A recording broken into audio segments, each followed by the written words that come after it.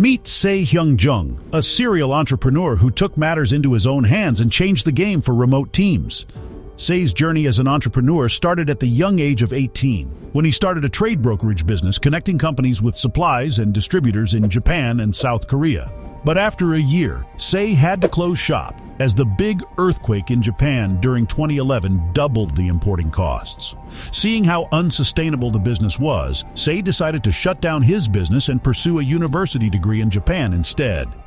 Here, inspired by his own struggles as a student, he founded an AI company to help his peers improve their test scores for university entrance exams. Despite his passion for the project, the company failed to take off due to a small market.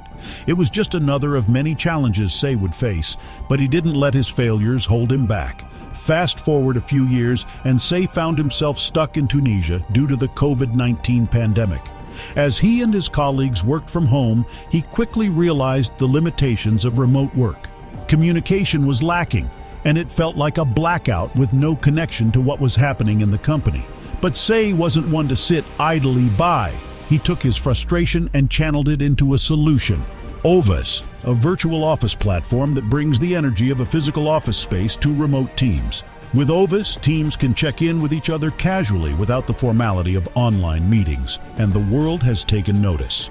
In autumn 2022, Ovis raised $32 million in a Series B funding round, bringing its total capital raised to $45 million. The company has been making $6 million in annual recurring revenue, according to Sae. What sets Sae apart is his ability to adapt and overcome challenges.